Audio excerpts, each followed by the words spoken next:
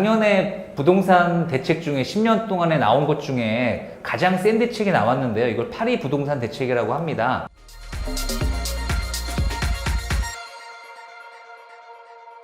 올해 1월 달이 되면서 소득세율이 올라갔습니다. 작년까지는 최고 세율 구간이 5억까지가 40%였는데요.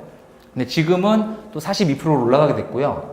그리고 분양권 입주권에 대한 또 세금도 강화가 됐습니다. 이렇게 1월 달이 되면서 바뀌었는데 사실 진짜 바뀐 내용들은 4월 1일부터 바뀐 내용들이 많죠.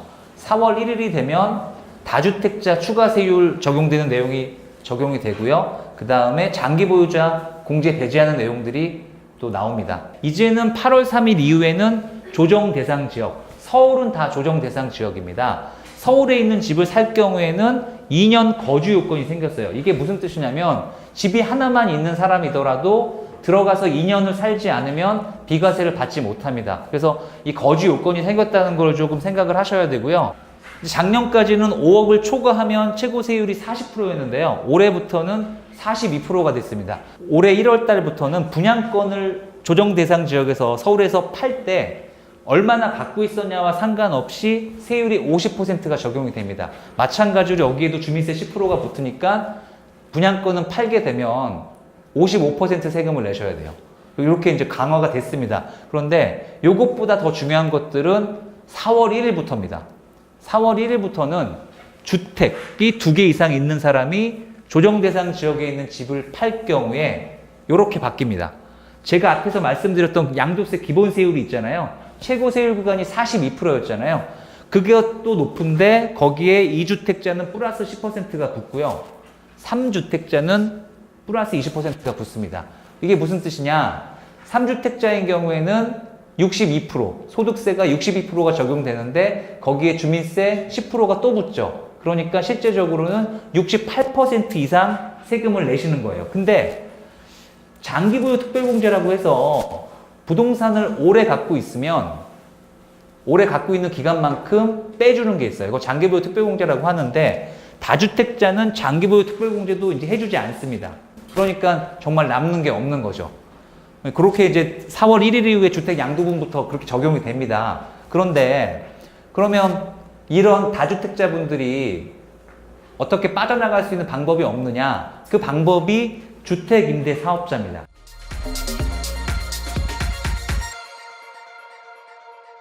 주택은 사업자 등록이 선택사항입니다. 선택사항이란 의미가 뭐냐면 해도 되고 안 해도 되는 겁니다. 해도 되고 안 해도 되는 거면 할까요? 안 할까요? 안 합니다. 제가 이제 세무서에서 근무할 때 보면 주택임대사업자, 그러니까 월세를 받으시는 분 중에 10% 정도만 사업자 등록을 내고요. 나머지 분들은 거의 안 내세요. 그렇게 안 내시는데 그 왜 그러냐면은 여기 보시면 주택수를 판정할 때는 부부를 합산해서 판정을 하는데요.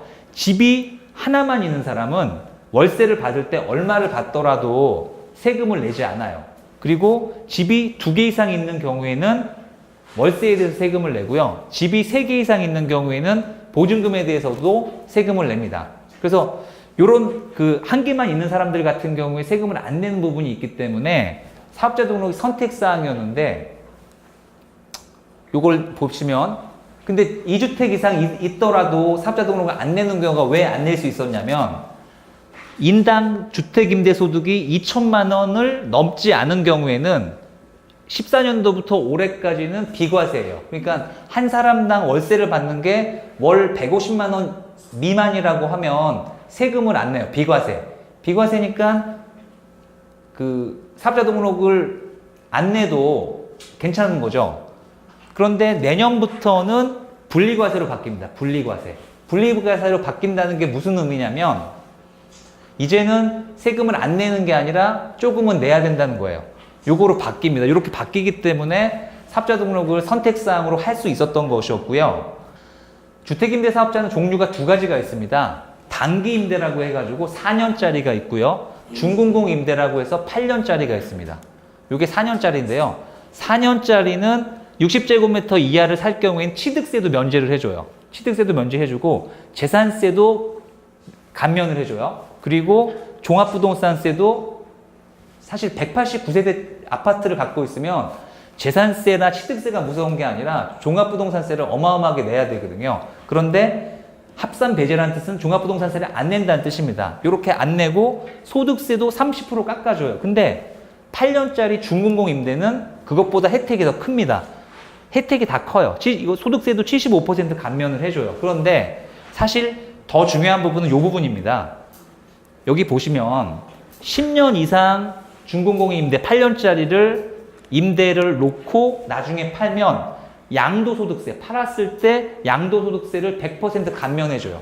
100% 감면이라는 뜻이 뭐냐면 세금을, 양도소득세를 하나도 안 낸다는 뜻이에요. 내가 살고 있는 집이 하나 있고 그 다음에 임대를 놓고 있는 집이 하나 있어요.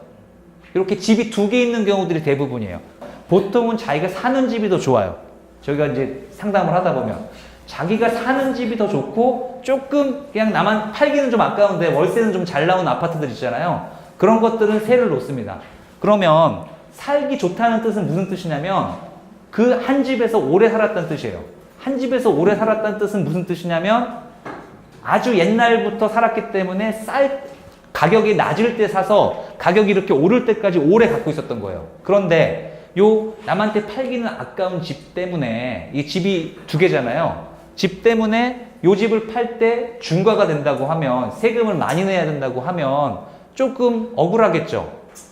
근데 이 집을 팔기는 좀 아까워. 월세가 잘 나오니까. 그럴 경우에 할 수 있는 방법이, 그러니까 둘 중에 하나는 세금을 내야 되는데 세금을 내지 않고 피할 수 있는 방법이 있습니다. 뭐냐면 법정 임대사업자를 등록할 경우에는 요 살고 있는 집을 팔 때 이 집을 없는 거로 봐요.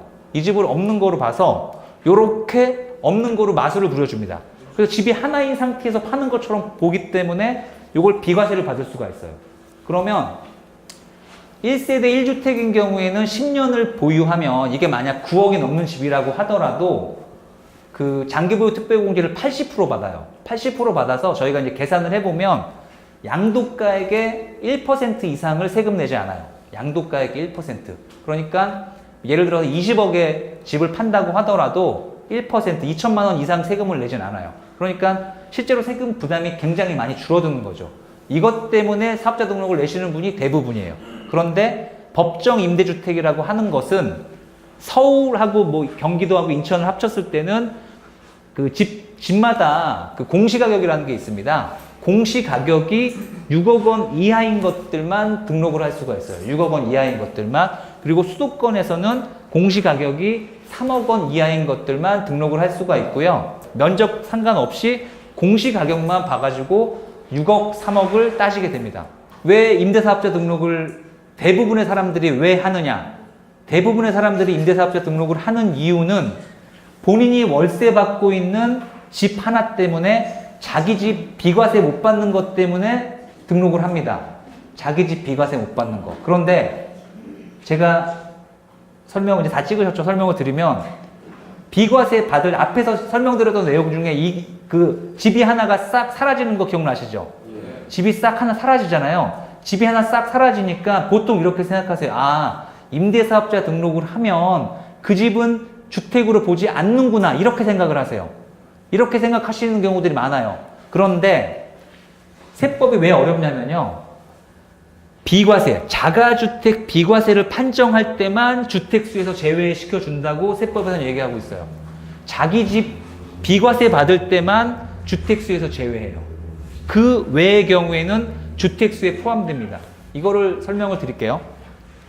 거주주택을 비과세 받으려면 원래 그 1세대 1주택 비과세 받을 때는 작년 8월 3일 전에 갖고 있던 집들은 2년만 갖고 있으면 비과세를 받습니다. 이건 대부분 다 알고 계세요. 그러니까 2년만 갖고 있으면 비과세 받는구나 이렇게 상식적으로 알고 계시는 분들이 많아요. 그런데 거주주택, 그러니까 임대사업자의 거주주택 비과세는 사실 실제로 산 사람들한테 비과세를 해주는 목적이기 때문에 거주 요건 2년이 원래 있는 규정이에요.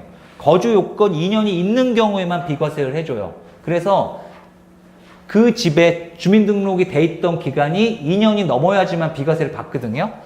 거주 요건 2년을 채웠을 때는 비과세예요. 주택이 없는 거로 봐요. 그런데 거주요건 2년을 못 채우면 비과세가 아니죠.